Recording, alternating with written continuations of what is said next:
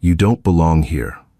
Those 4 words, whispered with cold venom in a first-class cabin, sparked a chain reaction that would eventually bring a billion-dollar airline to its knees. When Madison Courtney, a socialite used to getting exactly what she wanted, decided to torment the quiet black woman sitting in seat 3A, she thought she was just clearing out the riffraff. She didn't know that the old man in 1A wasn't sleeping, he was the man who owned the airline. And she definitely didn't know that the nobody she was abusing held a secret that would turn this flight into a nightmare for the crew. Buckle up. This is the story of how arrogance met its match at 35,000 feet. The air inside the TWA hotel at JFK Airport was thick with the scent of espresso and expensive perfume, a stark contrast to the biting November wind whipping against the glass terminals outside. For most, the airport was a place of stress, rushed goodbyes, lost luggage, and the indignity of removing one's shoes in public. But for the select few holding a ticket for Flight 882 to London Heathrow aboard Sovereign Airways, the experience was designed to be a seamless glide through luxury. Dr. Imani Lewis adjusted the strap of her worn leather satchel, her shoulders tight with a fatigue that went deeper than her bones. At 42, Imani had the kind of face that held stories, eyes that were sharp and observant, framed by laugh lines that hadn't seen much use in recent weeks. She wore a simple charcoal turtleneck and loose trousers, comfortable for a transatlantic flight. To the untrained eye, she looked like a tired mother or perhaps a schoolteacher on a budget holiday. There were no Gucci logos on her bag, no Cartier bracelet clinking against her wrist. She stood near the gate, clutching a boarding pass that bore the coveted Group 1 designation. It was a gift from the university, a thank you for the grueling 3-week symposium she had just led on structural integrity in aerospace engineering. She just wanted to sleep. "Excuse me, you're blocking the lane." The voice was high, nasal, and dripping with entitlement. Imani blinked, stepping aside instinctively before she even registered who had spoken. A woman swept past her, trailing a cloud of sickly sweet floral scent. She was blonde, impeccably coiffed, and wearing a cream-colored cashmere travel set that probably cost more than Imani's first car. She was on her phone, speaking loudly enough for the entire gate area to hear. "No, Daddy," I told them. "I specifically said I needed the bulkhead for my legs. If there's anyone next to me, I'm going to scream. I cannot deal with the public today. It's been a nightmare just getting through TSA. Can you believe they made me take off my blazer?" This was Madison Courtney.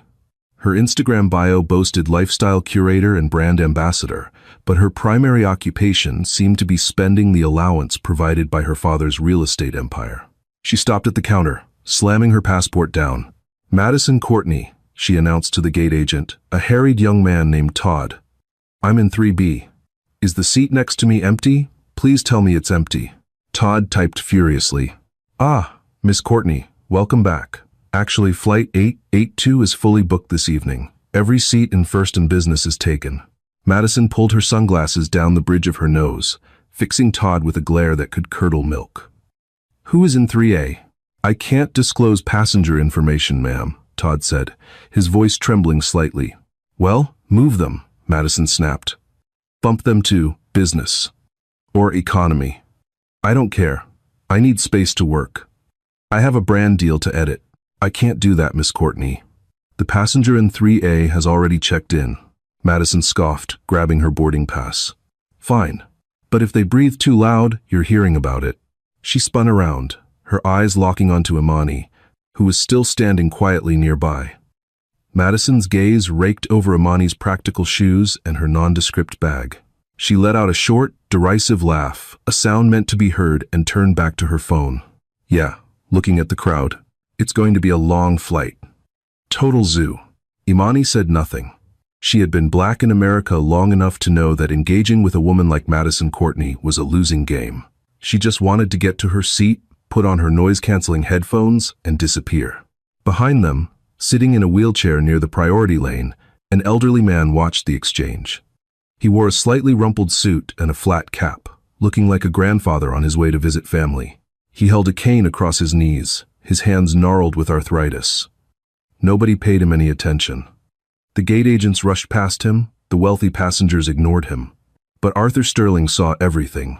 He saw the way Madison sneered, and he saw the dignified silence of the woman in the charcoal turtleneck. Arthur tapped his cane lightly on the floor, a small, rhythmic sound. He checked his own boarding pass. Seat 1A. He was tired, too. But he had a feeling he wouldn't be sleeping much on this flight. Group 1. First class. You may now board, Todd announced. Madison surged forward, cutting off a businessman. Imani waited a beat, then followed. As she walked down the jet bridge, the cold air hitting her face, she felt a knot of anxiety in her stomach. She knew, with a sinking feeling, that 3B was next to 3A.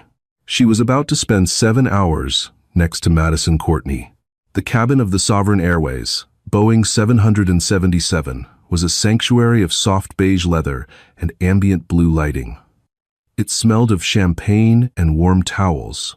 Imani found her seat, 3A, a window pod that offered a good amount of privacy, unless, of course, your neighbor was determined to invade it. She stowed her satchel in the overhead bin, careful not to disturb the oversized Louis Vuitton duffel bag already occupying most of the space. As she sat down, settling into the plush leather, she let out a long exhale. Excuse me? Imani froze. She turned her head. Madison was standing in the aisle, staring at her with an expression of pure incredulity. Yes? Imani asked, her voice calm. Are you sure you're in the right seat? Madison asked. She didn't say it kindly, as if offering help. She said it like an accusation. This is first class. Economy is back that way. She pointed a manicured finger toward the rear of the plane. Imani reached for her boarding pass, which she had tucked into the seat pocket. I believe I am. 3A. Madison snatched the pass from Imani's hand before she could offer it. She squinted at it, looking for a flaw, a date error, anything. Finding none, she thrust it back. Weird. Usually, they keep these seats for frequent flyers. I fly often, Imani said simply, turning her attention to the window. Right, Madison muttered, finally sliding into seat 3B. She immediately hit the call button. A flight attendant appeared instantly. He was tall, with gelled hair and a smile that didn't reach his eyes. His name tag read Greg. Yes, Miss Courtney? Champagne before takeoff? Greg asked, his tone dripping with sycophancy. He clearly knew who she was, or at least knew her status level. Greg, darling, Madison leaned in, lowering her voice, but not enough. Is there really nowhere else I can sit? I feel cramped, and there's a smell. Imani stiffened. She had showered 2 hours ago. She wore a very light, clean deodorant. There was no smell. Greg glanced at Imani, his expression tightening. He didn't greet her. He didn't ask for her drink order. He looked at her as if she were a piece of luggage that had been misplaced. I'm afraid the cabin is full, Miss Courtney, Greg said, offering a sympathetic pout. But I'll make sure you're extra comfortable. 2 glasses of Dom? Please, Madison sighed, flouncing back into her seat. And bring me some wipes. I want to wipe down the armrest. God knows who's been touching it. Imani closed her eyes. 7 hours, she told herself. Just 7 hours. From the front of the cabin, in 1A, Arthur Sterling was settling in. He declined the champagne, asking for a sparkling water instead. He adjusted his hearing aid slightly. The acoustics in the cabin were excellent, carrying the conversation from row 3 directly to him. She said, "There's a smell." Arthur mumbled to himself. He sniffed the air. Nothing but leather and Madison's own overpowering gardenia perfume. He watched Greg, the flight attendant. He knew Greg's type. He had hired thousands of people in his life. Greg was a climber, the type of employee who kissed up and kicked down. Arthur reached into his pocket and pulled out a small, leather-bound notebook. He clicked a pen and wrote down, Greg, row 3. Attitude problem. The plane began its pushback. The safety video began to play. Imani watched it intently. It was a habit from her days in the Air Force and later as a safety consultant. She noted the emergency exits, counted the rows. She listened to the engine startup sequence, the low whine of the GE-90 engines spooling up. Can you stop moving? Madison snapped. Imani looked at her. I'm just putting my seatbelt on. You're elbowing my space, Madison lied. The divider was up. It was physically impossible for Imani to elbow her. God, why do they let just anyone up here now? It used to be exclusive. Imani turned fully to face her. Miss, I paid for my ticket just like you did. I'm tired, and I'd like to have a peaceful flight. please. Madison's jaw dropped. She looked at Imani as if the woman had just slapped her. Did you just shush me? Do you know who I am? My father is Robert Courtney. We practically built the west wing of this airport. That's very nice, Imani said. But right now, you're just a passenger in seat 3B, and I'm in 3A. Madison's face turned a blotchy red. She hit the call button again, aggressively. Ding, ding, ding. Greg rushed over, looking annoyed but not at Madison. Is there a problem? She's being aggressive, Madison said, pointing a trembling finger at Imani. She's threatening me. I don't feel safe. The accusation hung in the air, heavy and dangerous.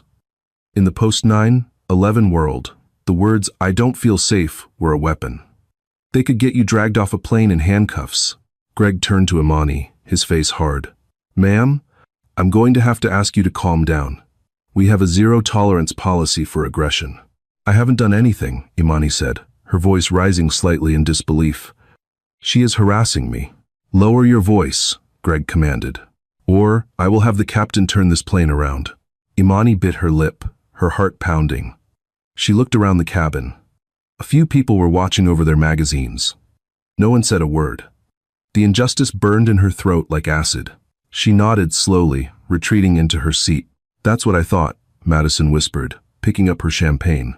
She clinked the glass against the window, a toast to her victory.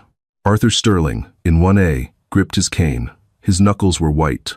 He looked out the window as the plane taxied, his reflection showing a face of stone. He wasn't ready to act yet. He needed to see how deep the rot went. The flight had been airborne for 2 hours. The cabin lights were dimmed. Most passengers were sleeping or watching movies. Imani had her reading light on, reviewing a technical schematic for a landing gear assembly on her tablet. Madison was awake, 3 glasses of champagne deep, and bored. She had been taking selfies with the flash on, illuminating the dark cabin every few minutes. Imani had politely ignored it, pulling her sleep mask down. Then, the turbulence hit. It wasn't the usual bumps. It was a sudden, violent drop. The plane shuddered, the engines roaring as the autopilot tried to correct. A few passengers gasped. Madison squealed, spilling her 4th glass of champagne all over her cream cashmere lap. Ew, oh my God, help. She scrambled up, shaking the liquid off her pants, flinging droplets onto Imani's face and tablet. Hey, Imani exclaimed, wiping her screen. Look what you made me do, Madison shrieked. You jinxed the flight with your negative energy. Turbulence isn't caused by energy, Imani said, wiping champagne from her cheek. It's clear air turbulence. Sit down and buckle up. It's going to get rougher. Don't tell me what to do, Madison yelled. Greg came stumbling down the aisle, holding onto the overhead bins for balance. Ladies, please, fasten seatbelts. Greg, Madison cried out, tears of drunken frustration welling up. She threw her drink on me. Look at me, I'm soaked. It was a blatant, insane lie. Imani's drink was still in the holder, untouched water. Greg didn't look at the cup. He looked at the distressed, wealthy blonde woman. He looked at the quiet black woman who had caused trouble earlier. He made a choice. Ma'am, Greg barked at Imani. That is assault. Are you blind? Imani snapped, her patience finally shattering. My water is right here. She spilled her own drink. I saw you, Madison lied, sobbing now. She hates me. She's been muttering threats the whole time. The plane dropped again, harder this time. The fasten seatbelt sign dinged aggressively.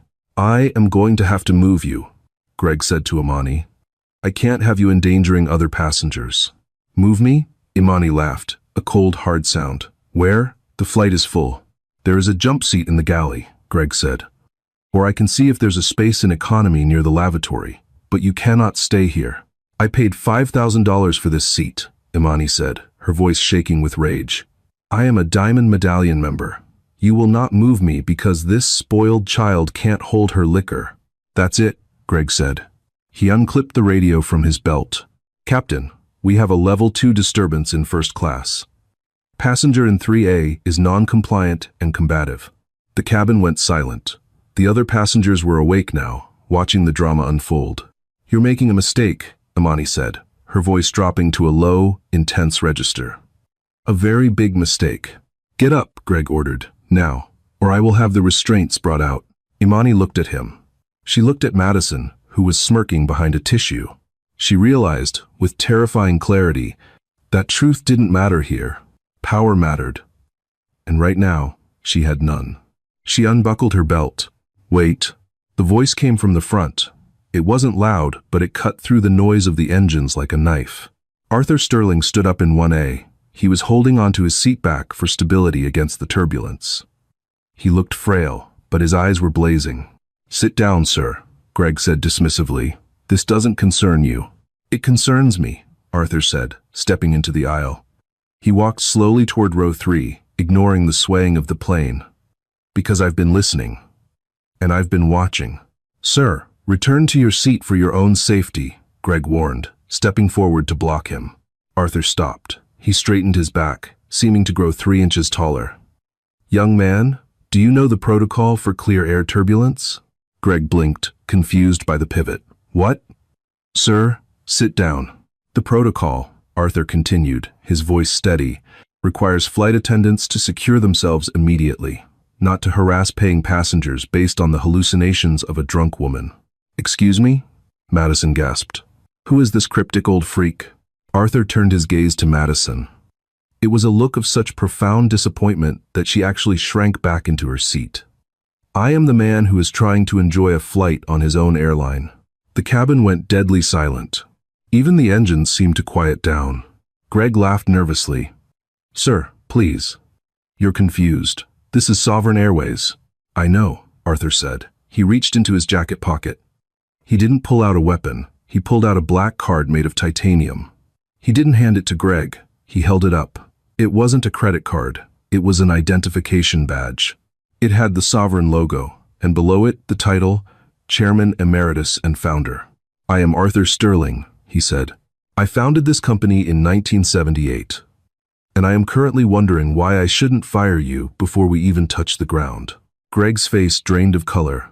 It went past pale. It went gray. He looked at the badge, then at the old man. The name Arthur Sterling was on the training manuals. It was on the welcome video. It was the name of the headquarters building. "Mr. Sterling?" Greg stammered. "And you," Arthur said, turning to Imani. "My apologies, madam. I should have stepped in sooner, but I wanted to see exactly how my staff treats our guests when they think no one is watching." "It's fine," Imani said, though her hands were trembling. "It is not fine," Arthur said firmly. He looked at Greg. "Get this woman a towel. Get her a fresh glass of water.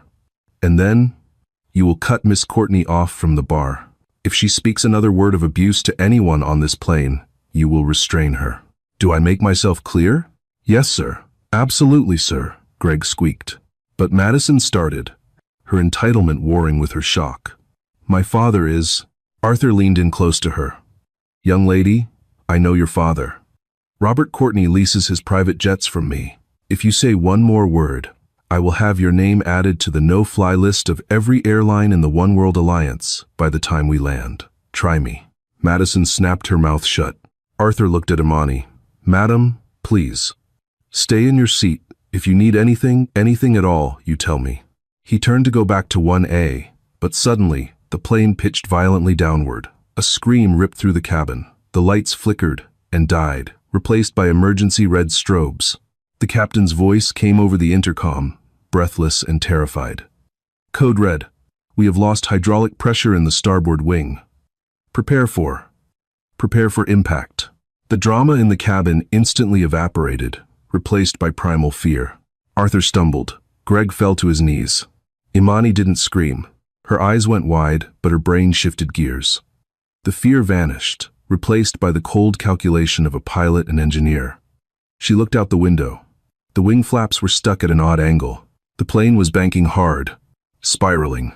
She unbuckled her seatbelt again. "What are you doing?" Arthur yelled over the chaos. "Strap in. The pilots are fighting the stick." Imani yelled back, standing up and grabbing the overhead rail. "It's a servo failure. If they try to pull up, they'll stall. I need to get to the cockpit." "You can't," Greg screamed from the floor. "It's locked." Imani looked at Arthur Sterling. "Who are you?" she asked. "I told you, I'm the owner." "Then tell them to let me in," Imani roared, her voice commanding the space. "I am a lead hydraulics engineer for Boeing and a former USAF test pilot." I wrote the manual on this failure.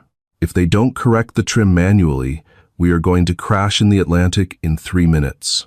Arthur Sterling looked at the woman he had just saved. He saw the fire in her eyes. He didn't see a nobody. He saw the only hope they had. He grabbed the interphone handset from the wall, punching in the emergency cockpit code that only the crew and the owner knew. "Captain, this is Sterling. Open the door. I'm sending someone in who knows how to save this plane." The distance between row 3A and the cockpit door was less than 20 feet, but traversing it felt like running across the deck of a ship in a hurricane. The Boeing 777 lurched violently to the left, throwing Greg, the flight attendant, against the galley wall with a sickening thud.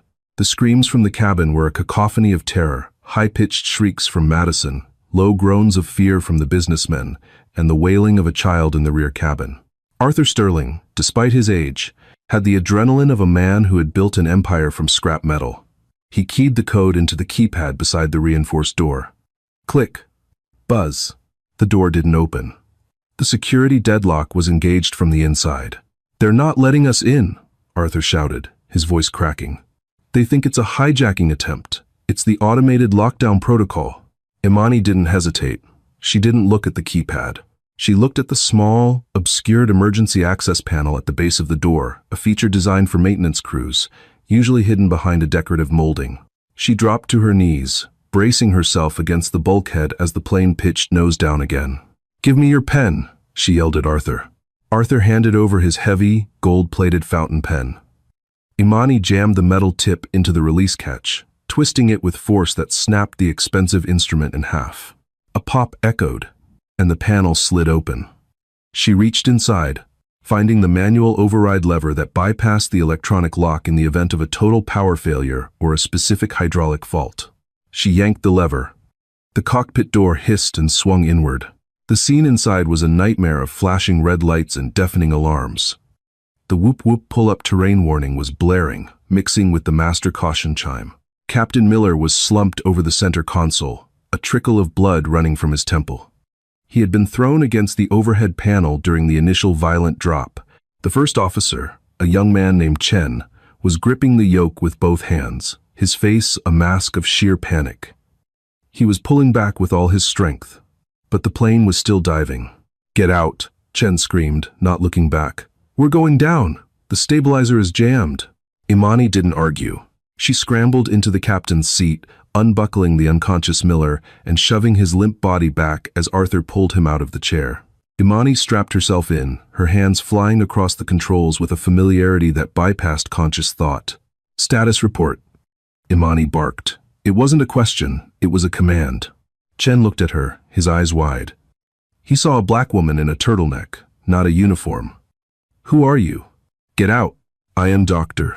Imani Lewis, former USAF test pilot and lead engineer on the 777 Stabilizer Retrofit Program," she roared over the alarms.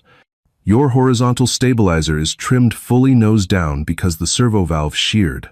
If you keep pulling back on the yoke, you're going to stall the main wing, and we will spin into the ocean.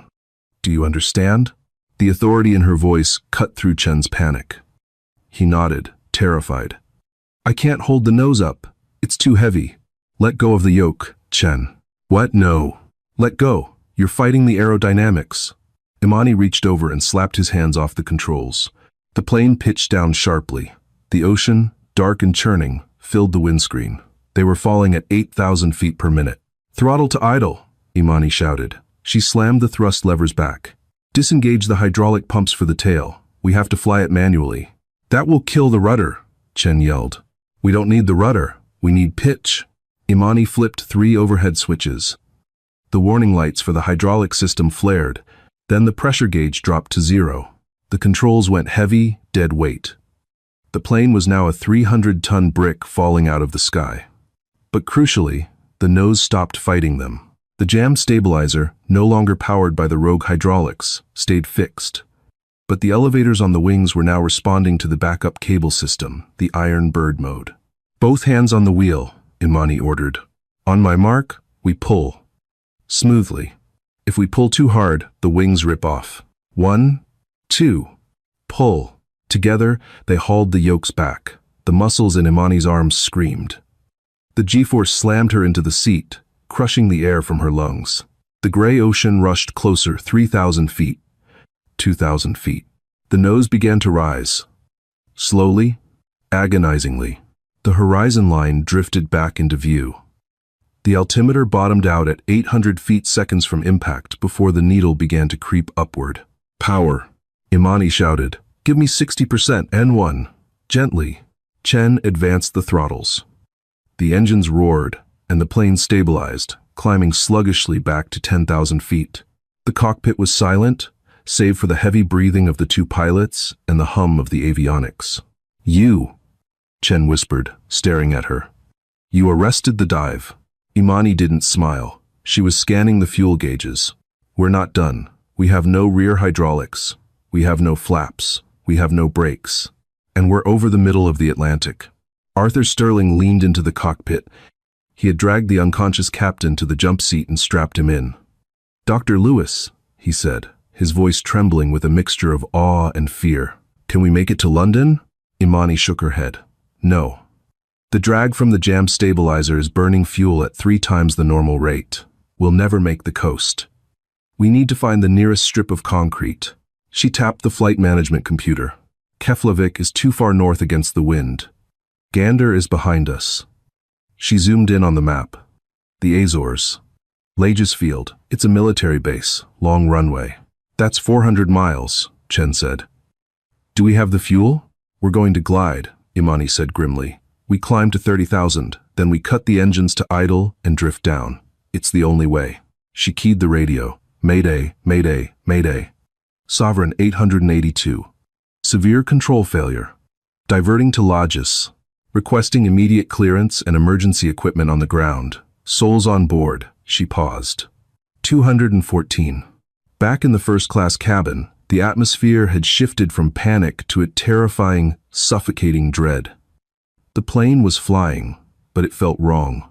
It was vibrating, a low, shuddering frequency that rattled the teeth. Madison Courtney was curled into a ball in seat 3B. Her mascara was running down her face in black streaks.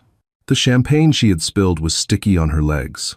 She was no longer the arrogant socialite. She was a frightened child. Greg, the flight attendant who had tried to throw Imani into the galley, was sitting in the crew jump seat, staring blankly at the wall. He knew. He knew that the man in the cockpit, the man he had dismissed, was the owner of the company, and he knew that the woman flying the plane was the one he had threatened to arrest. The irony was a physical weight in his stomach. Arthur Sterling emerged from the cockpit. He looked 10 years older, but his voice was steady. He picked up the cabin interphone. Ladies and gentlemen, this is Arthur Sterling. I am speaking to you from the front of the aircraft. The passengers looked up. Who is this old man? Your captain has been incapacitated, Arthur continued. However, we are in excellent hands. Dr. Imani Lewis, a passenger who stepped up when we needed her most, is currently piloting this aircraft. She has stabilized the plane. Madison's head snapped up. The black woman? She whispered. The one eye? We are diverting to the Azores, Arthur said. It will be a rough landing. I need everyone to listen to the flight attendants. Prepare the cabin. He hung up and walked to seat 3A. He picked up Imani's bag, the cheap, worn leather satchel Madison had sneered at. He placed it carefully on the seat, strapping it in as if it were a precious jewel. Madison watched him. Is she really flying it? Arthur looked down at her. His eyes were cold. She saved your life 3 minutes ago, Miss Courtney. While you were crying about your champagne, she was pulling 4 Gs to keep you from becoming a stain on the ocean floor. Madison opened her mouth, but no sound came out. Shame, hot and unfamiliar, pricked at her skin. When we land, Arthur said, leaning closer, if we land, you will not say a word. You will not complain about your legs. You will not ask for a manager. You will thank God that Imani Lewis was on this flight. The descent into the Azores was grueling. For 40 minutes, the plane drifted downward, the engines barely turning. The silence was more terrifying than the noise. Inside the cockpit, Imani was sweating. The physical toll of flying a 777 with limited hydraulics was immense. Her arms ached. Visual on the runway, Chen called out. Lajes Tower says, we are cleared for any runway. Wind is 20 knots, crosswind. We can't do a crosswind landing, Imani gritted out. We have no rudder authority. If the wind catches the tail, we flip. We have to crab it in, Chen said. No, Imani said. We come in hot, high speed. We slam it down before the wind can take us. We're going to blow the tires. We have no brakes, Imani, Chen yelled. We'll go off the end of the runway. The thrust reversers are still operational on the engines, Imani said. We use full reverse. And we pray the gear holds. The runway lights of Lagis Field twinkled in the twilight. It looked like a lifeline, thin and fragile. Cabin, brace for impact, Imani said over the PA. Her voice was calm, the voice of a mother soothing a child. Heads down, stay down. The ground rushed up. 200 knots. 180 knots. Way too fast. Flare, Chen shouted. Imani pulled back. The 777 floated for a second, fighting gravity, and then, slam. The main gear hit the concrete with the force of a bomb going off. The plane bounced, groaned, and slammed down again. Reversers, Imani screamed. They yanked the throttle levers into reverse. The engines roared, screaming in protest. The plane shuddered violently, shaking like a wet dog. Bang! A tire blew out. Then another. The plane pulled hard to the left, toward the grass. Right engine, full power, Imani commanded. She jammed the right throttle forward while keeping the left in reverse differential thrust to steer the plane since the rudder was dead. It worked. The nose swung back to the center line. The end of the runway was approaching fast. The ocean cliffs were just beyond it. Brakes, brakes. Chen stomped on the pedals uselessly. Hold on, Imani yelled. The plane skidded, sparks flying from the rim of the blown wheels. It slowed. 80 knots. 60 knots. 40 knots. It groaned to a halt 50 feet from the edge of the tarmac. Silence. Then, the sudden hissing sound of the emergency slides deploying. Evacuate. Evacuate. The evacuation was chaotic, but successful. Passengers slid down the yellow chutes into the cool, salty air of the Azores. Emergency vehicles surrounded the plane, bathing the scene in flashing blue and red lights. Imani was the last to leave the cockpit. She unbuckled her harness, her hands shaking uncontrollably now that the adrenaline was fading. She looked at Captain Miller, who was groaning, waking up. You did good, Chen said, grabbing her hand. He was weeping. You saved us. Imani nodded, too exhausted to speak. She grabbed her satchel from the cabin and slid down the chute. On the tarmac, it was a scene of hysteria. Passengers were hugging, crying, calling their families.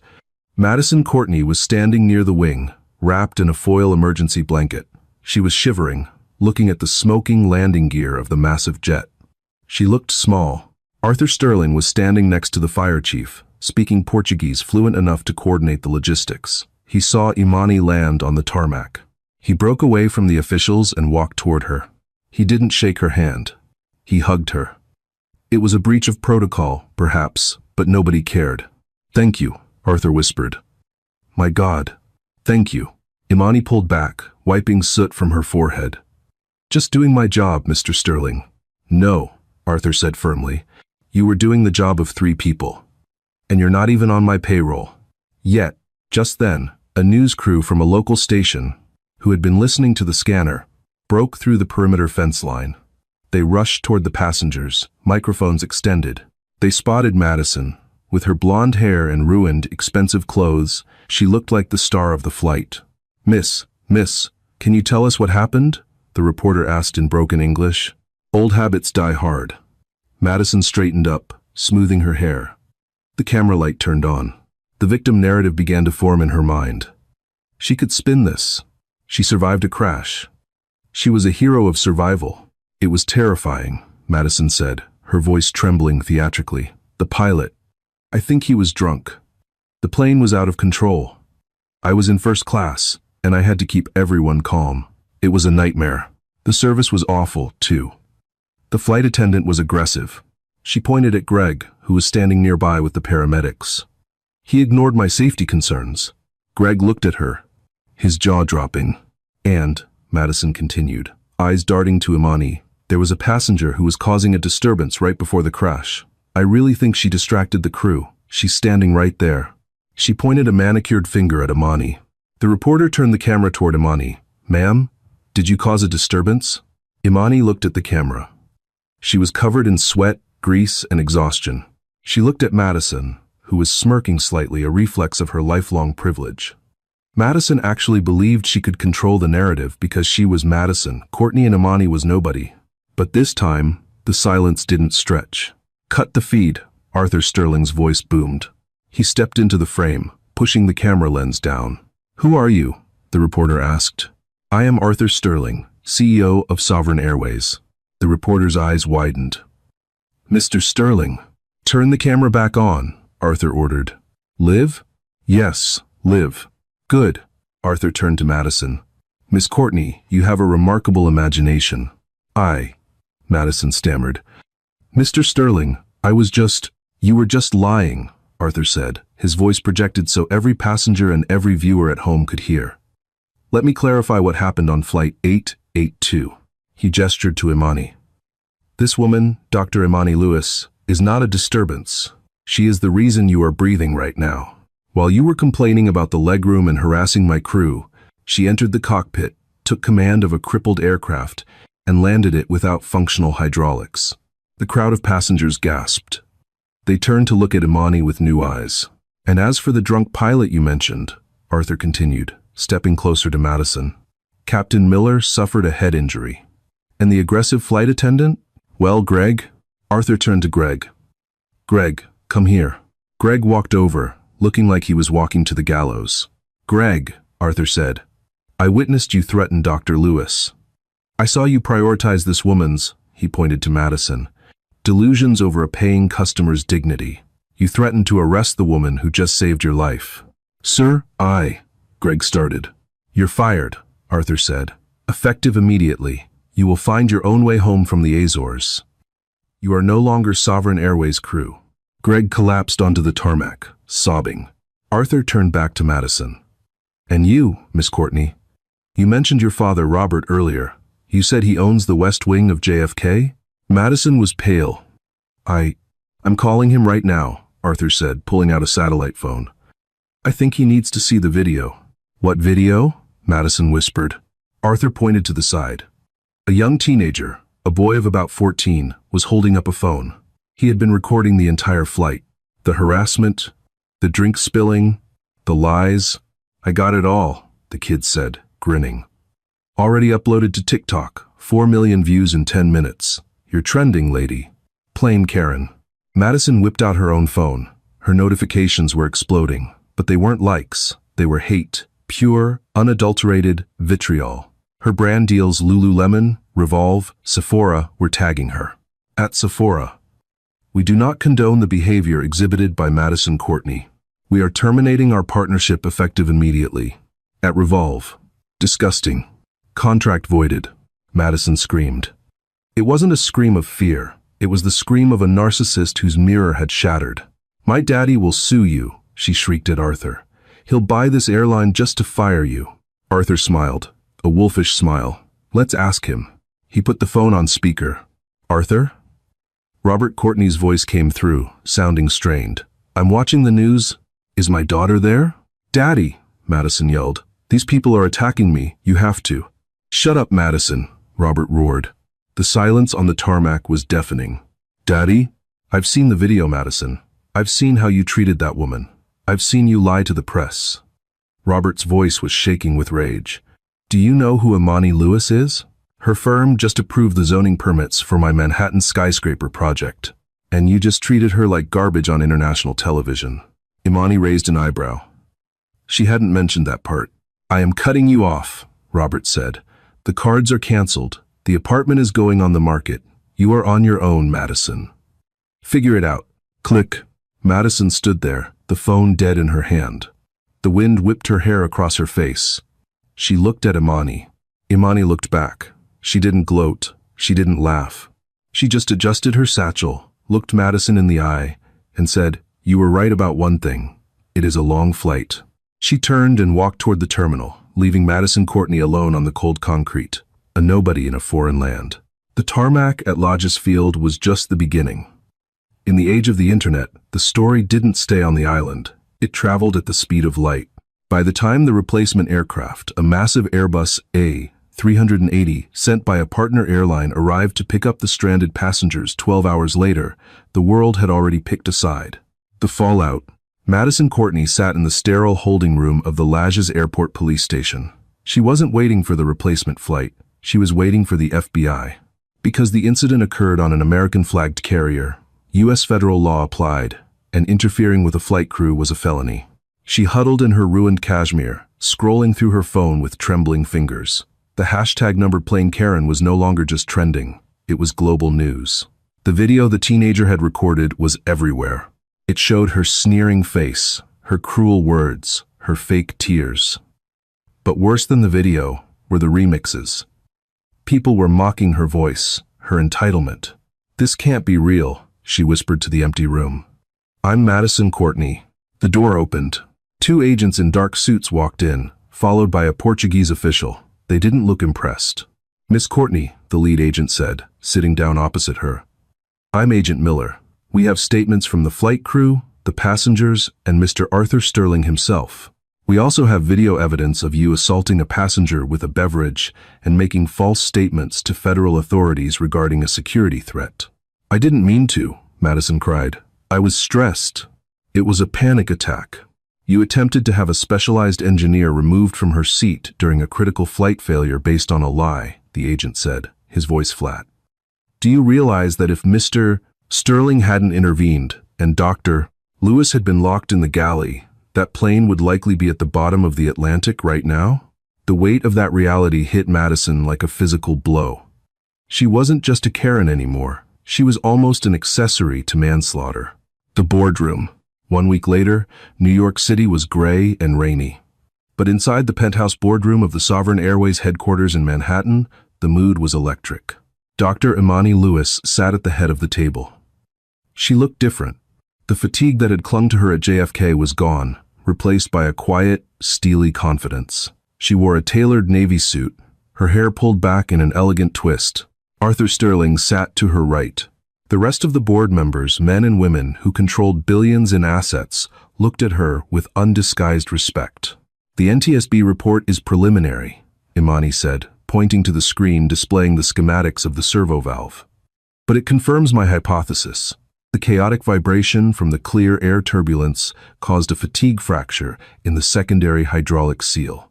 It was a 1 in a billion defect. A defect you identified in 3 seconds, Arthur noted. "A defect I wrote a paper on 10 years ago," Imani corrected gently. "Nobody read it because it was deemed too theoretical." Arthur leaned forward. "We're not making that mistake again. Ladies and gentlemen, you've heard my proposal.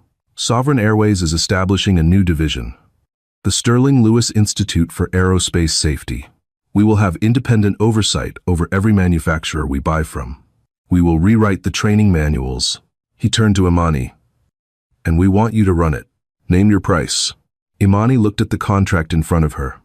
The number was staggering. It was generational wealth. It was enough to fund the scholarship programs she had always dreamed of. It was enough to ensure her children, and their children, would never be treated like nobodies. She picked up the pen, a simple ballpoint this time, and signed. "One condition," Imani said, capping the pen. "Anything," Arthur said.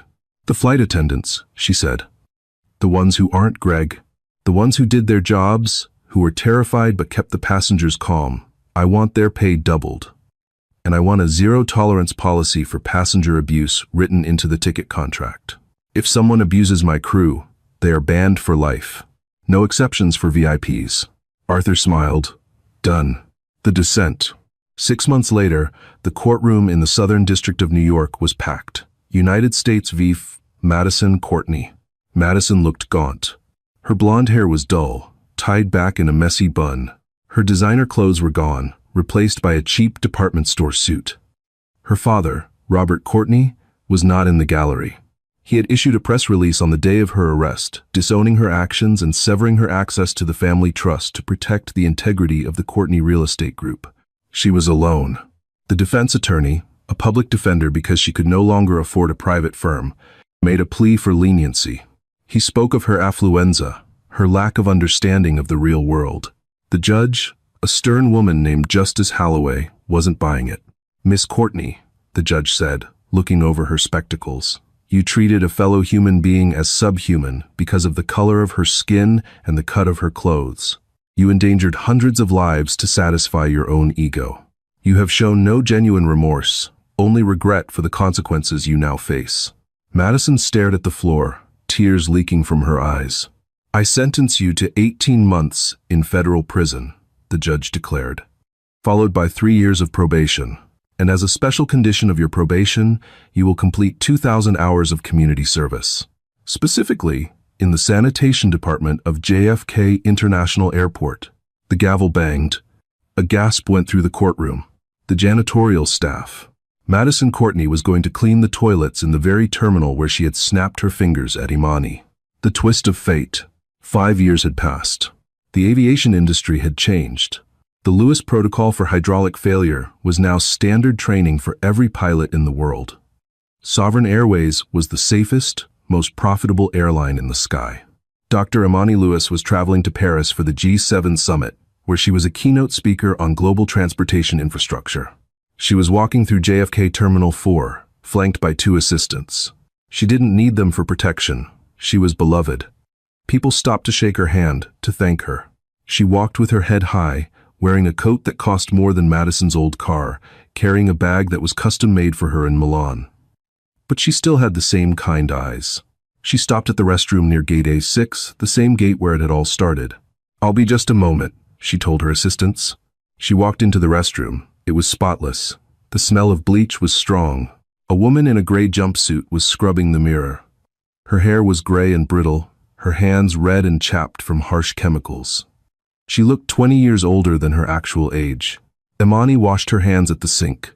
The woman in the jumpsuit kept her head down, scrubbing furiously, avoiding eye contact. She knew who walked in.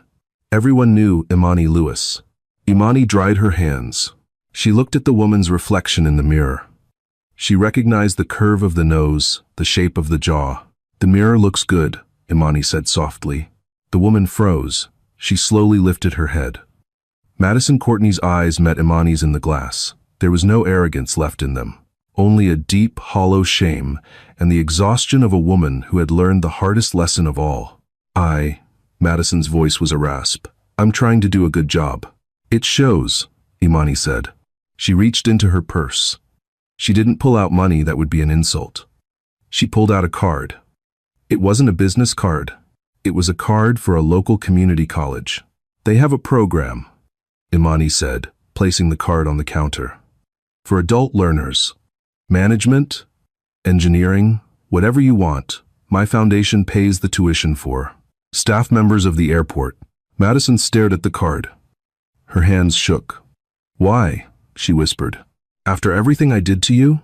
Imani turned to leave. She paused at the door. Because I'm not you, Imani said. And because nobody is a nobody. She walked out, leaving Madison alone with the card, the mirror, and a second chance she didn't deserve, but was given anyway. The final karma. Imani boarded the plane, seat 1A. Arthur Sterling, now fully retired but joining her for the trip, looked up from his newspaper. Did you see her? Arthur asked. I did, Imani said, buckling her belt. You're a better woman than I am, Arthur grunted. I would have fired her again. She's serving her time, Arthur, Imani said, looking out the window as the engine spooled up a sound that no longer scared her, but sounded like victory. Besides, I think she finally understands. Understands what? That gravity doesn't care who your father is, Imani said. We all fall the same, and we all have to pull ourselves back up. The plane taxied out. As it lifted off, soaring over the gray Queens landscape, soaring over the past, Imani Lewis closed her eyes and finally, truly, rested. She had arrived. This story isn't just about a plane ride, it's about the invisible baggage we carry and the dangerous assumption that status equals worth. Madison Courtney thought her platinum ticket gave her the right to dehumanize a stranger, but she learned the hard way that in a crisis, your bank account can't fly a plane. Dr. Imani Lewis showed us that true power is competence, dignity, and grace under pressure. It's a reminder that the quiet person you shove past in the line might be the only one capable of saving your life. The world has a way of balancing the scales. Sometimes it takes a CEO, sometimes it takes a hydraulic failure, but karma always arrives on time. If this story had you on the edge of your seat, please hit that like button. It helps more people find these stories. Subscribe and turn on notifications so you never miss a new episode of real-life drama and instant karma. What would you have done if you were in seat 3A? Would you have helped Madison at the end? Let me know in the comments below. See you in the next video.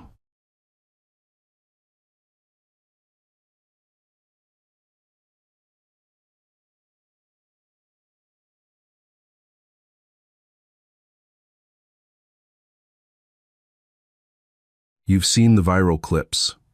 The ones where someone is humiliated in public, judged solely by their appearance, only for the truth to drop like a 5-ton anvil. But what happens when the cameras aren't rolling at 30,000 feet and the person being targeted holds a secret that commands the absolute respect of the entire flight deck?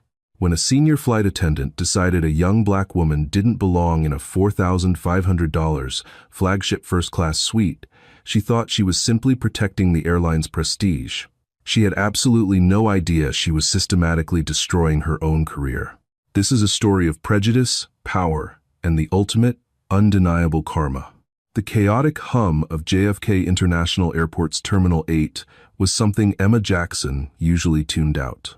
At 24, she had spent the last 72 hours in a windowless laboratory at MIT, running final diagnostics on a structural engineering thesis that had drained every ounce of her energy.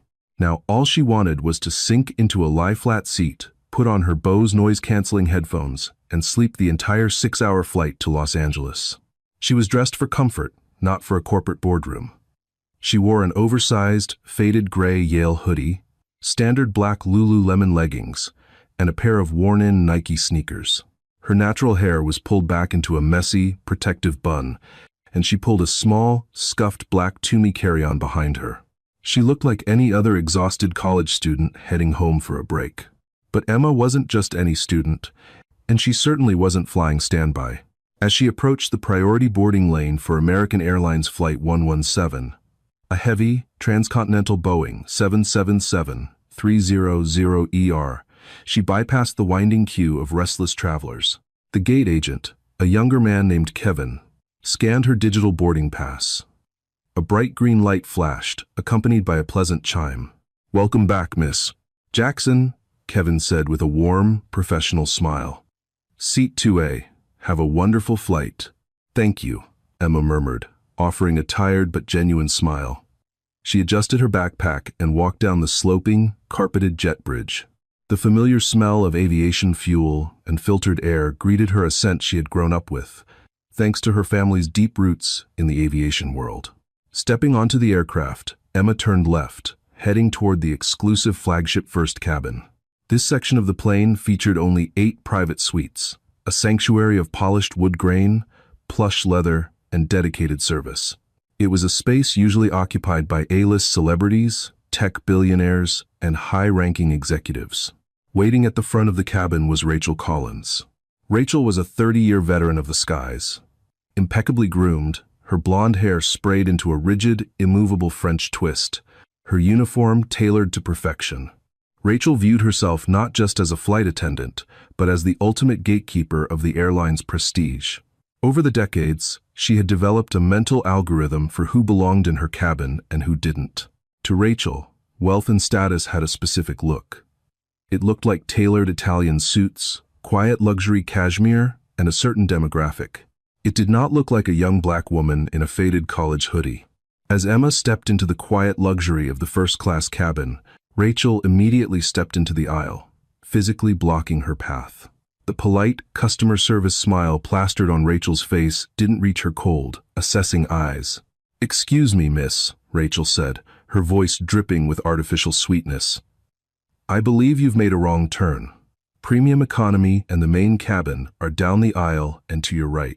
Emma paused, blinking away her exhaustion. She wasn't entirely surprised. It wasn't the first time someone had made assumptions based on her age and appearance. "I'm in the right place," Emma said softly, reaching for her phone. "Seat 2A. Rachel didn't move an inch. She crossed her arms, her manicured fingers tapping lightly against her elbows. Are you absolutely sure? Sometimes, the boarding groups get confusing for occasional flyers. May I see your boarding pass? Emma sighed internally. She unlocked her phone and held the screen up. The large, bold text clearly read, Emma Jackson, Seat 2A, flagship first. Rachel stared at the screen for a long, quiet moment. Her eyes narrowed imperceptibly. Instead of stepping aside, she tilted her head. Did you receive a complimentary upgrade at the gate, honey? The condescension in the word honey grated on Emma's nerves, but she kept her composure. No. I booked this seat. I see, Rachel replied, her tone implying she didn't see at all. She reluctantly stepped aside, pressing her back against the bulkhead to let Emma pass, as if Emma's hoodie might soil her pristine uniform. Let me know if you need help figuring out the seat controls. I know how they work, thank you, Emma said smoothly. She slid into Suite 2A, hoisted her Toomey bag into the overhead bin with practiced ease, and settled into the wide leather seat. She immediately pulled out her phone to text her father. Boarding now, can't wait to see you. Almost instantly, 3 gray dots appeared, followed by a reply. Wheels up soon, kiddo. Captain Hayes is flying you today. He's an old friend. Sleep well. Emma smiled, locked her phone, and closed her eyes. She thought the worst of the interaction was over. She assumed Rachel was just another prejudiced employee who would eventually retreat to the galley. She was dead wrong. In the front galley, safely out of earshot of the passengers, Rachel was fuming. She pulled up the digital passenger manifest on her airline-issued tablet. She swiped aggressively, pulling up the details for Seat 2A. There it was, Jackson, M, VIP, special handling. Rachel scoffed quietly. VIP? In a sweatshirt? She muttered to the junior flight attendant, a young woman named Sarah, who was busy arranging the pre-departure champagne flutes. Is there a problem, Rachel? Sarah asked, glancing nervously toward the cabin. I think there's been a ticketing error, Rachel said, her eyes locked on the tablet. Or fraud. You know how these kids are today, with mileage brokers and stolen credit cards. I've seen it 100 times. They buy a stolen ticket online, slip past the gate agents who are too busy looking at their phones, and try to take a joyride in a $4,500 seat. Sarah looked uncomfortable. Kevin scanned her in at the gate, though. If the ticket was fraudulent, the system would have flagged it.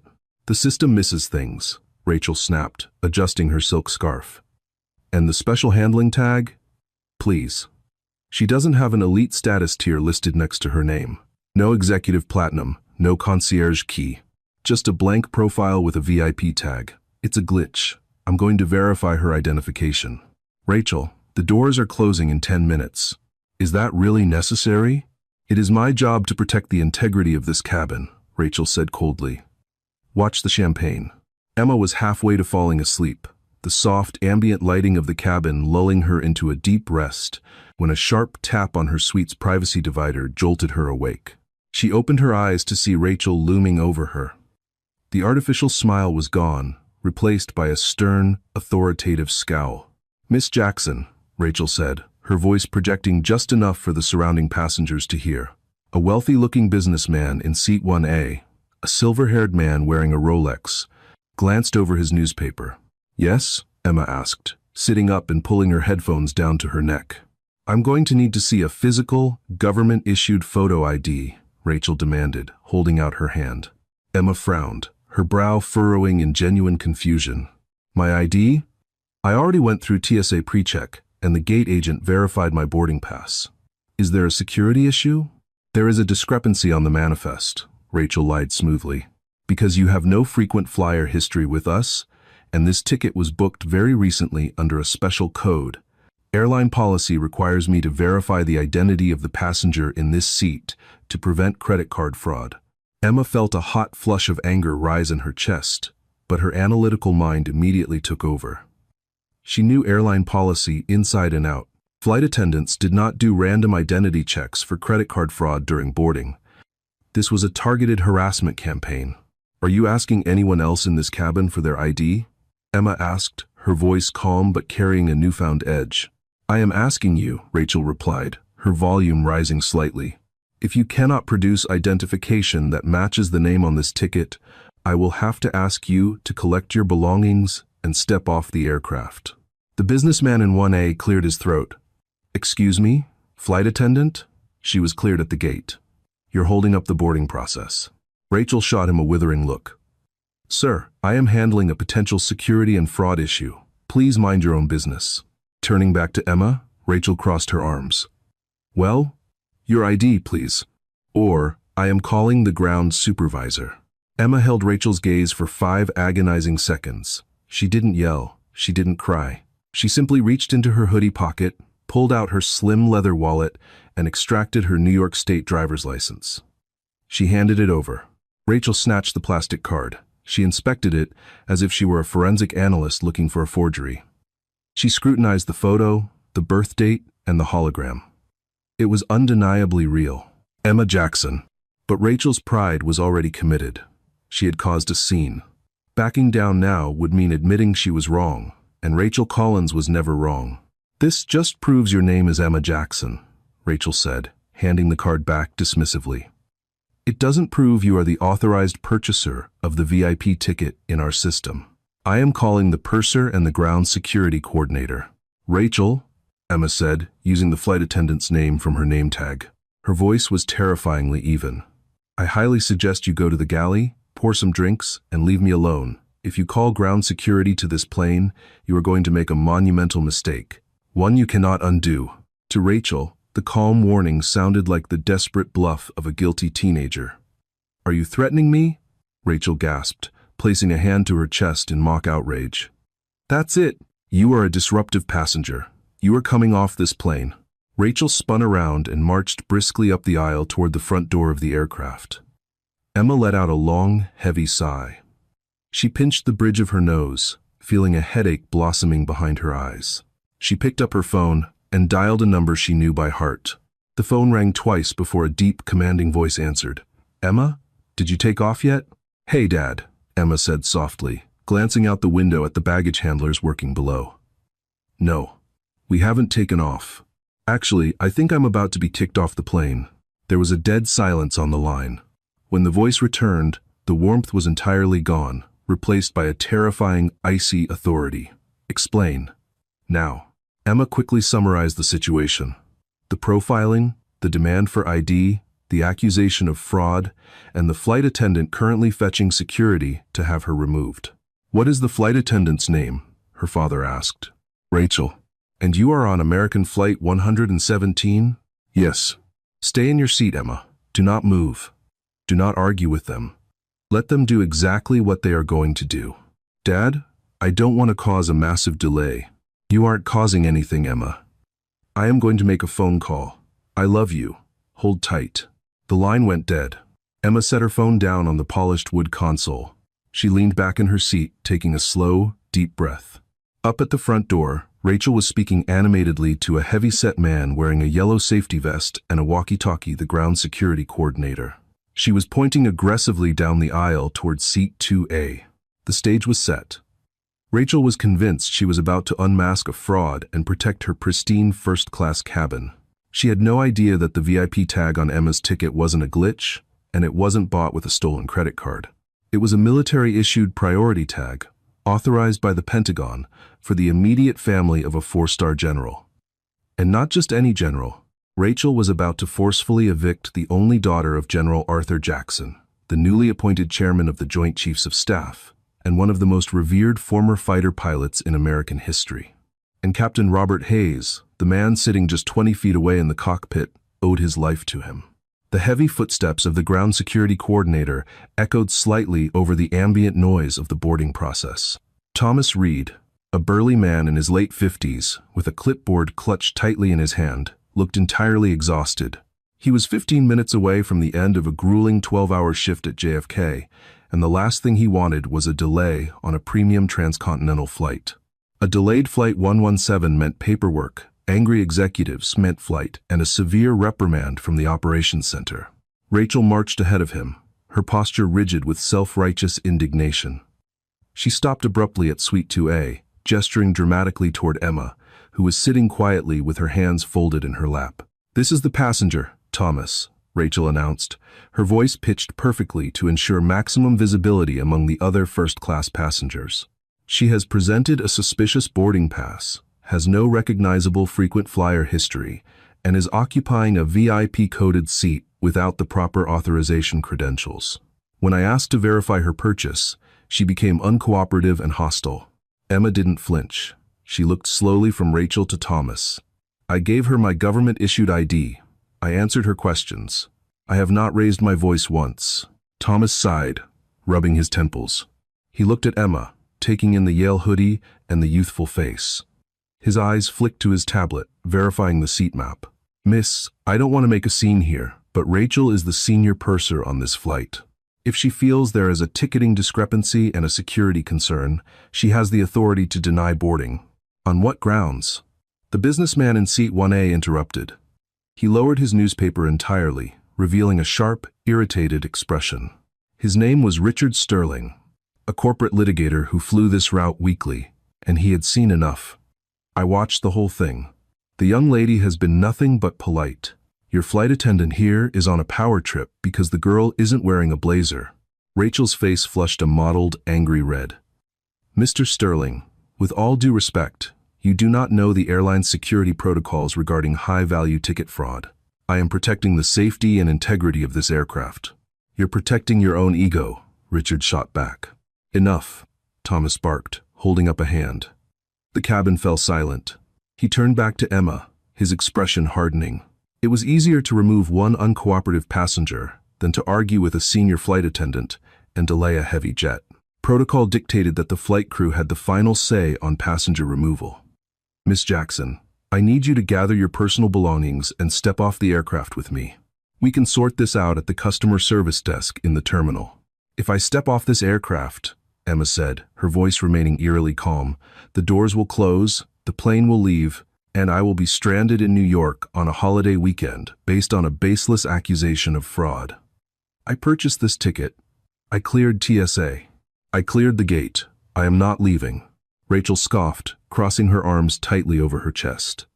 Thomas, she is now refusing to comply with crew instructions. That is a federal offense. Call the Port Authority police. Have her physically removed. A heavy, suffocating silence descended over the first-class cabin. Sarah, the junior flight attendant, stood near the galley curtain, her hands trembling as she held a tray of warm mixed nuts. She knew Rachel was crossing a massive line, but Rachel was a 30-year veteran. Crossing her meant professional suicide. Emma looked at her phone. The screen was dark. Her father had told her to wait. He had told her to let them do exactly what they were going to do. Are you absolutely certain you want to do this? Emma asked Rachel, locking eyes with the older woman. There was no anger in Emma's gaze anymore, only a chilling, analytical precision. Because once you make that call to the police, there is no unwinding the consequences of this interaction. You are staking your entire career on an assumption. Rachel let out a short, condescending laugh. My career is perfectly fine, sweetheart. Thomas, make the call. Get her off my plane. Thomas reached for the heavy black radio clipped to his belt. He unhooked it, pressing the textured button on the side to hail the airport police stationed at Terminal 8. Port Authority dispatch. This is JFK Ground Security, Terminal 8, Gate 14. I need officers on board American Flight 117 for a passenger removal. He never finished the sentence. From the front of the aircraft, a sharp, piercing electronic chime echoed through the galley. It was the distinct sound of the ACARS system, the Aircraft Communications Addressing and Reporting System, printing a priority message directly to the flight deck. 3 seconds later, the heavy, reinforced cockpit door slammed open with the force of a thunderclap. Captain Robert Hayes was a man who commanded a room simply by existing in it. Standing 6'2", with sharp features, silver hair neatly parted, and the crisp white shirt of an American Airlines captain bearing 4 gold stripes on the epaulets, he looked like the archetype of an aviator. But before he flew commercial heavy jets, Robert Hayes had flown F-15 Strike Eagles over the deserts of Iraq. He knew pressure, he knew combat, and he knew a direct order when he saw one. He marched out of the cockpit, clutching a torn strip of thermal paper from the ACARS printer. His face was a mask of pure, unadulterated fury. "Hold that transmission, Thomas," Captain Hayes bellowed, his voice echoing off the curved ceiling of the Boeing 777. Thomas froze, his thumb slipping off the radio button. Rachel jumped, her condescending smirk instantly evaporating. Even Richard Sterling in 1A sat up straighter. Captain Hayes strode down the short aisle, his heavy black boots thudding against the carpet. He completely ignored Rachel, marching straight past her to stop in front of Suite 2A. He looked down at Emma. The hard, furious lines of his face instantly softened. He let out a long breath. "Emma. Good Lord, kiddo. I thought your dad was joking when he texted me you were flying with us today." Emma finally allowed a small, relieved smile to break through her stoic facade. "Hi, Uncle Rob, it's been a while." The collective gasp from the surrounding passengers was audible. Rachel stared at the two of them, her jaw slightly slack, her mind struggling to process what was happening. "Uncle Rob?" "Captain Hayes," Rachel stammered, stepping forward, desperately trying to regain control of the situation. "Sir, I don't know how you know this young woman, but there is a major security issue here. She possesses a fraudulent VIP ticket, and she has become uncooperative. I am having her removed." Captain Hayes turned to Rachel slowly. The warmth he had just shown Emma vanished, replaced by the terrifying, icy glare of a former military commander. "Rachel," Hayes said, his voice dangerously low and quiet, "do you have any earthly idea who is sitting in that seat?" A passenger who cannot verify her purchase," Rachel insisted, though her voice wavered for the first time. "She has no status. The ticket was flagged for special handling, but she looks like what, Rachel?" Hayes interrupted, taking a half step toward the flight attendant. "Say it. Finish your sentence." "She looks like she doesn't belong here?" Rachel swallowed hard. "Sir, I am just following fraud protocol. You are following your own prejudice, and you have just humiliated a passenger on my aircraft." Hayes snapped, his voice now rising, carrying the unmistakable tone of an officer dressing down a subordinate. He held up the strip of thermal paper. "This is a direct, priority message from Airline Operations Control in Fort Worth. It was sent directly to my flight deck by the Vice President of Flight Operations." He looked at Thomas, the ground security coordinator, who was now slowly backing away, realizing he had just stepped onto a landmine. "Thomas," Hayes said, "the VIP tag on this ticket is a Department of Defense routing code. It is reserved exclusively for the immediate family members of the highest-ranking military officials in the United States government." Hayes turned back to Rachel, his eyes blazing. "This young woman is Emma Jackson. She is an aeronautical engineering prodigy at MIT. And more importantly to you, Rachel, she is the daughter of General Arthur Jackson." Rachel's face drained of all color. The name hung in the air like a physical weight. Anyone who had worked in aviation or paid attention to the news knew that name. General Arthur Jackson wasn't just a military leader. He was a national icon, the newly confirmed chairman of the Joint Chiefs of Staff, advising the President of the United States. "General Jackson was my squadron commander in the Air Force," Captain Hayes continued, his voice echoing in the dead silent cabin. "He saved my life in a dogfight over hostile territory 22 years ago. I wouldn't be standing here, flying this plane, if it weren't for her father. And you just tried to have his daughter dragged off my aircraft in handcuffs because she's wearing a sweatshirt?" "Captain, I didn't know," Rachel whispered, her hands shaking violently. The realization of her catastrophic error was crashing down on her. The strict airline policies, the corporate hierarchy, the media fallout, it all flashed before her eyes. "You didn't know because you didn't care to look past your own elitist assumptions," Hayes said ruthlessly. "You saw a young black woman in a hoodie and decided she was a criminal." "That is not true," Rachel cried, her voice cracking. "I am a professional. A professional does not fabricate fraud charges to protect her own ego." Hayes cut her off sharply. He turned to the junior flight attendant, Sarah, who was staring wide-eyed from the galley. "Sarah, you are now the acting senior purser for this flight." Sarah blinked in shock. "Sir?" "You heard me," Hayes said. He turned his attention back to Thomas. "Thomas, I am utilizing my authority as the pilot in command. Flight attendant Rachel Collins is a disruption to the safety and security of this flight. She is entirely unfit to fly today." Rachel gasped, clapping a hand over her mouth. "Robert, no, you can't do that. I've been with this company for 30 years, and today is the day you learn that 30 years of seniority doesn't give you the right to treat people like garbage, Captain Hayes said coldly. Thomas, escort Rachel off my aircraft, now. Have scheduling, send a reserve flight attendant immediately. We are taking a delay, and I will personally explain to the passengers exactly why. Rachel stood frozen, tears of pure humiliation welling in her eyes. The power dynamic had violently snapped. The woman who 5 minutes ago wielded her authority like a weapon was now being summarily fired from the flight by the highest authority on board. Miss Collins, Thomas said, his voice completely devoid of the sympathy he had earlier shown her. Grab your bags. Let's go. As Rachel, trembling and sobbing quietly, retrieved her rolling suitcase from the crew closet, Richard Sterling and One slowly began to clap. A slow, deliberate, mocking applause. A few other passengers in the cabin joined in. Emma sat quietly, watching the woman who had tried to ruin her day shuffle off the plane in absolute disgrace. The karma was swift, brutal, and entirely deserved. But the story wasn't over. Because General Arthur Jackson didn't just make a phone call to airline operations. He had made a call to someone much, much higher up the corporate ladder. As American Airlines Flight 117 finally pushed back from Gate 14, soaring into the overcast New York sky, the quiet hum of the Boeing 777's twin GE90 engines lulled Emma to sleep. Wrapped in a plush duvet, sipping a ginger ale brought by an incredibly apologetic and attentive Sarah, Emma finally let the exhaustion of her MIT thesis wash over her. At 30,000 feet, she was at peace. But on the ground at Terminal 8, a catastrophic corporate storm was rapidly gaining strength, and Rachel Collins was standing dead center in its path.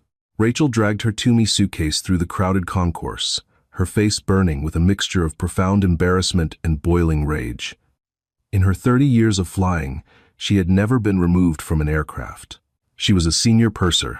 She trained junior crew members. She had flown celebrities, politicians, and royalty. Her mind, desperate to protect her shattered ego, began spinning a narrative of victimhood. Captain Hayes overreacted, she told herself as she badged into the secure crew lounge. He used his authority to intimidate me. That girl was a security risk. I was doing my job. She bypassed the coffee station and marched directly to the local base manager's office. She fully intended to file an immediate grievance with the Association of Flight Attendants, AFA, claiming Captain Hayes had created a hostile work environment and publicly humiliated her over a standard security check. She was confident her union rep, a tough negotiator named Brenda, would have her back on the flight schedule by Tuesday. She pushed open the heavy glass door to the management suite. "I need to see the base manager," Rachel demanded to the receptionist, her voice trembling with indignation. "Right now, I have a Union Class 1 grievance to file against Captain Robert Hayes." The receptionist, a young man who usually greeted Rachel with a bright smile, looked up slowly. His expression was completely blank, devoid of any warmth. "They are waiting for you in conference room B, Rachel, and Brenda is already in there." Rachel felt a fleeting spike of triumph. Good, she thought. Brenda works fast. She marched down the hallway and pushed open the door to conference room B. The triumph evaporated the second she crossed the threshold. The room was suffocatingly tense. Brenda, her union representative, was not sitting with a welcoming smile. She was staring down at a thick manila folder, rubbing her forehead as if staving off a migraine. Sitting across from her were not just the local base manager, but Bradley Thompson, the vice president of in-flight services, who had apparently driven straight from the regional corporate office in Manhattan. Beside him sat a woman in a sharp gray suit, whom Rachel recognized instantly with a jolt of pure terror. Caroline Vance, the lead internal legal counsel for the airline. "Take a seat, Rachel," Bradley said. His voice was deadpan, completely stripped of the usual corporate pleasantries. Rachel slowly lowered herself into a leather chair. The defensive speech she had prepared withered in her throat. "Bradley, what is going on? Why is legal here? Captain Hayes verbally abused me on that aircraft." "Stop talking, Brenda," her union rep interrupted sharply. Rachel blinked, shocked. A union rep's job was to defend the flight attendant, no matter what. "Rachel, for your own sake, do not say another word until you understand exactly what is happening here." Caroline Vance slid a printed piece of paper across the mahogany table. It was a copy of an email. 20 minutes ago, Caroline began, her voice crisp and surgical. This email was sent to our corporate legal department, directly to the desk of our CEO, David Vandenberg, and carbon copied to the Federal Aviation Administration. Rachel's stomach plummeted. From who? From Richard Sterling, Caroline replied. Seat 1A on your flight. He is a senior partner at Sterling, Hughes, and Ross, one of the most ruthless corporate litigation firms in New York. He drafted this using the aircraft's onboard Wi-Fi. Caroline picked up a copy of the email and began to read aloud. To the Executive Board of American Airlines, I am writing to formally document a severe breach of protocol, passenger harassment, and racial profiling committed by your senior purser, Rachel Collins, on Flight 117.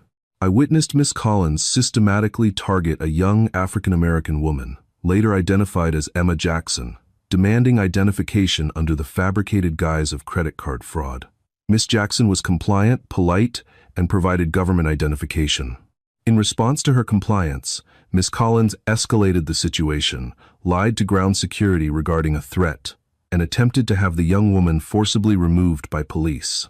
Had Captain Robert Hayes not intervened, your employee would have executed a discriminatory eviction. I am submitting this statement formally to the FAA as a witness to a crew member fabricating a security threat. Rachel's breath hitched. He doesn't understand airline protocol. I had a right to verify a VIP tag.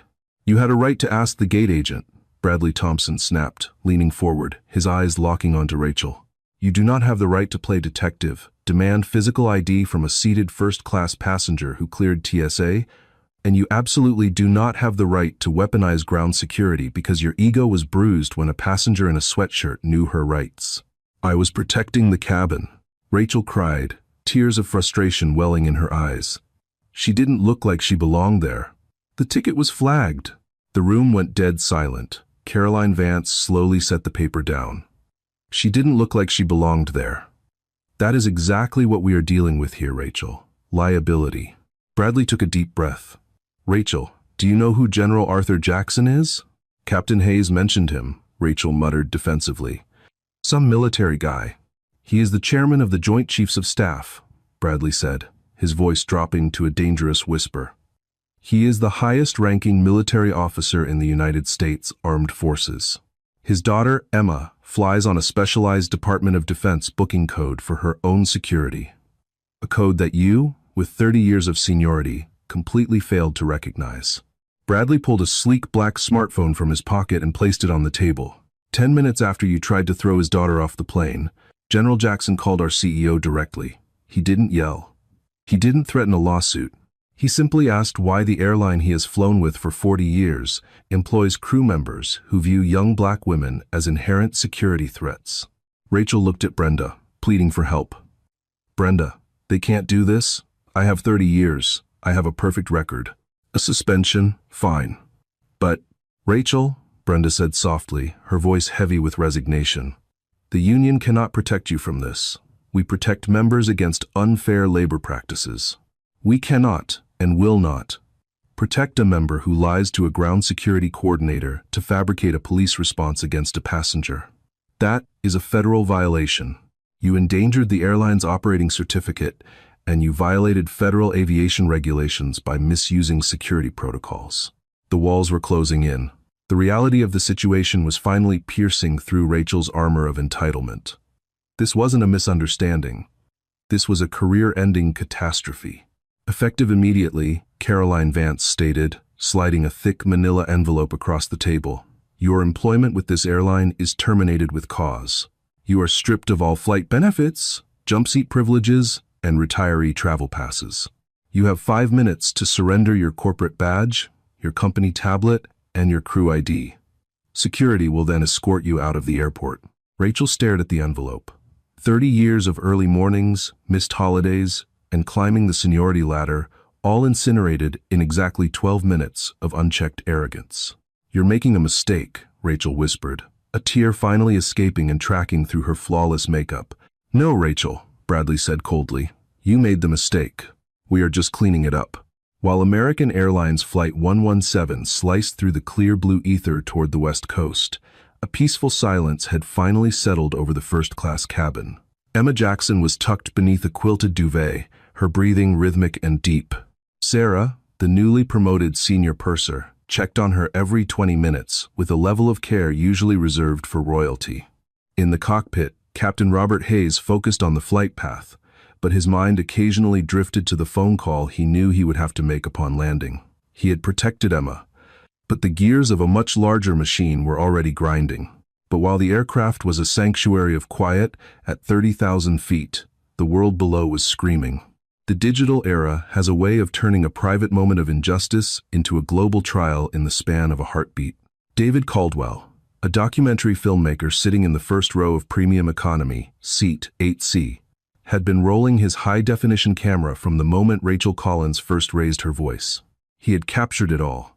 The way Rachel loomed over Emma like a predator, the chillingly calm dignity of Emma's responses, the intervention of the lawyer in 1A, and finally, the thunderous appearance of Captain Hayes.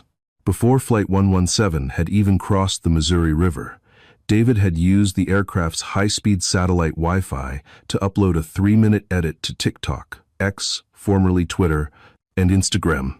He captioned it, "Senior flight attendant tries to racially profile a VIP passenger. Watch the pilot end her career in real time. Number Flight 117, number American Airlines, number Karma." By the time the Boeing 777's wheels kissed the runway at LAX, the video hadn't just gone viral, it had become a cultural phenomenon. Emma was jolted awake by the gentle thump-thump of the landing gear. She stretched, feeling a sense of relief that she was finally in California. As the plane taxied toward the gate, she reached for her phone and toggled off airplane mode. The device nearly vibrated out of her hand. A relentless torrent of notifications flooded the screen. 10 missed calls from her mother, 50 texts from her roommates at MIT, hundreds of pings from social media apps she hadn't checked in days. One text from her best friend, Jasmine, stood out. "Emma, do not look at Twitter unless you are sitting down. You are the face of the internet right now." Emma's heart hammered against her ribs. She opened TikTok. There she was. The video already had 18 million views. The comments section was a battlefield of righteous fury.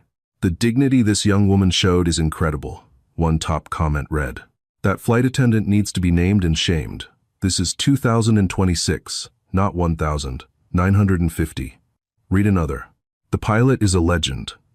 That's how you lead." As Emma walked off the jet bridge, she felt the eyes of the other passengers on her. It wasn't the suspicious, judging gaze she had endured in New York. It was a look of awe and quiet support. When she stepped into the arrivals lounge, she saw him. General Arthur Jackson didn't need a uniform to command a room.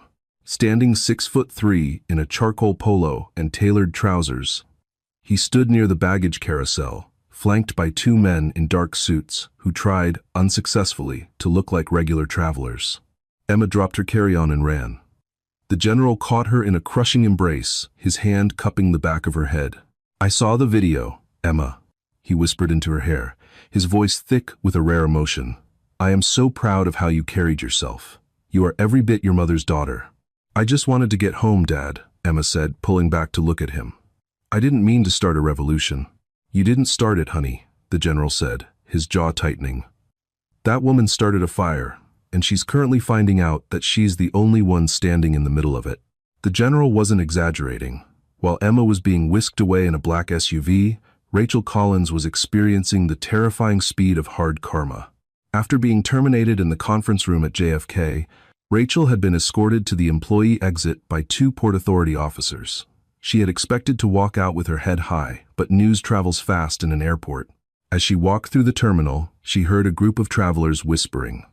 She saw a teenager point a phone at her. "That's her!" "That's the aviation Karen from the video," the girl shouted. Rachel hurried to her car, her heart racing. By the time she reached her apartment in Queens, her name, her home address, and her entire employment history had been doxed by internet sleuths. Her phone was ringing incessantly with blocked numbers. People were leaving vitriolic reviews on a small floral business she ran on the side. She sat in her dark living room, the glow of her laptop illuminating a face that had aged 10 years in 5 hours. She watched the video of herself. For the first time, without the shield of her uniform or the prestige of the first-class cabin, She saw what the world saw. A bitter, prejudiced woman bullying a brilliant girl for the crime of wearing a hoodie. The industry blacklist was instantaneous. Because her termination was recorded as with cause for violating federal security protocols by lying about a security threat, her name was entered into a shared industry database. She would never work for a commercial carrier again. Not even the budget airlines or the private charter firms would touch her. She was a liability, a walking PR nightmare. On the corporate side, American Airlines moved with a speed rarely seen in a legacy carrier. The CEO, David Vandenberg, knew that a thoughts and prayers tweet wouldn't suffice. By the next morning, he appeared on Good Morning America. What happened on Flight 117 was an institutional failure, Vandenberg said, looking directly into the camera. We failed Emma Jackson. We failed the Jackson family. And we failed our own standards of service. Effective immediately, we are implementing the Jackson Protocol. This involves a mandatory, 3-day intensive bias and de-escalation training for every one of our 25,000 flight attendants. Furthermore, we are stripping senior pursers of the unilateral power to remove passengers without secondary verification from a ground security coordinator. But the real hard karma for Rachel came a week later. The airline announced the Emma Jackson Excellence in Engineering Scholarship, a $1 million endowment to fund the education of Black women in STEM. To fund the initial launch of the scholarship, the airline diverted the executive bonus pool, including the portion that would have gone toward the pension fund of senior employees who were terminated for gross misconduct. Rachel Collins, who had spent 30 years obsessing over her seniority and her elite status, watched from her kitchen table as the very money she had hoped to retire on was signed over to girls who looked just like Emma Jackson. The final blow was a legal one. The Port Authority filed a civil suit against Rachel for the frivolous and malicious deployment of security resources. She was facing thousands of dollars in fines and a permanent ban from New York Port Authority facilities. Emma, meanwhile, returned to MIT to finish her doctorate. She turned down dozens of talk show appearances, preferring the quiet of the lab to the noise of the news cycle. She didn't want to be a professional victim. She wanted to be the person who designed the planes of the future. 1 month after the flight, a package arrived at Emma's dorm. It was a handwritten letter from Captain Hayes and a small, vintage pilot's wing pin. Emma, the note read, "These wings belong to my father. He always said that the sky doesn't care who you are, only how well you fly. You flew higher than anyone that day." The cabin is quieter without Rachel, but the airline is finally breathing again. Keep soaring. Emma pinned the wings to her Yale hoodie, a small smile playing on her lips. She had learned that while some people will always try to ground you based on what they see, they can't stop you if you've already found your wings. The gatekeeper was gone, and for Emma Jackson, the sky was finally wide open. 6 months had passed since the incident on Flight 117, and for Emma Jackson, the world had shifted on its axis. What started as a traumatic instance of profiling had transformed into a catalyst for institutional change. Emma wasn't just a student anymore. She had become the face of a movement for dignity in travel. She sat in a glass-walled conference room at American Airlines Global Headquarters in Fort Worth, Texas. Across from her sat David Vandenberg, the CEO. He wasn't there for a photo op this time. He was there to show her the data. Since we implemented the Jackson Protocol and the mandatory bias training, Vandenberg said, sliding a report across the table, complaints regarding crew-passenger interactions in our premium cabins have dropped by 40%. Our crews are learning that their job isn't to judge who belongs in a seat, but to ensure that everyone who bought a ticket feels like a guest. Emma flipped through the pages. She saw the new training modules, which used her experience as a case study not to shame, but to educate. "It's a start," she said softly. "But it shouldn't have taken a general's daughter to make people realize that a hoodie doesn't define a person's worth." Vandenberg nodded solemnly. "You're right. And that's why we're making the Emma Jackson Aerospace Scholarship a permanent endowment. We want more people like you in this industry, not just in the seats, but designing the planes and leading the crews." As Emma left the headquarters, she felt a sense of closure. But while her life was ascending, Rachel Collins was experiencing the true, grinding weight of the hard karma she had invited upon herself. Rachel now lived in a small, cramped apartment in a different borough, having sold her Queens home to cover the legal fees of a failed wrongful termination lawsuit. The union had refused to represent her beyond the initial hearing, citing her fabrication of a security threat as a gross violation of their ethics code. She found work as a receptionist for a local dental office, a job that required her to be polite to every person who walked through the door, regardless of what they were wearing. Every time a young person in a sweatshirt walked in, Rachel felt a sharp, stinging reminder of the afternoon she threw away 30 years of seniority for 12 minutes of pride. She was no longer the gatekeeper of the skies. She was a cautionary tale, her name forever linked to a viral video that appeared every time a recruiter Googled her. The ultimate twist came on a Tuesday afternoon. Rachel was sitting in the break room, scrolling through the news, when she saw a headline. General Arthur Jackson retires. Daughter Emma, named lead engineer on next-gen sustainable jet project.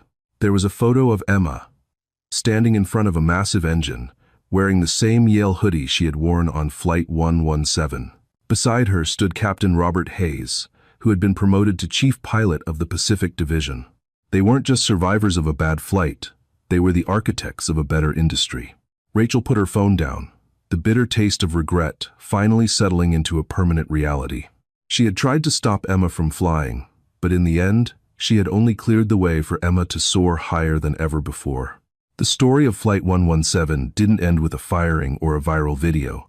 It ended with a shift in the culture of the skies.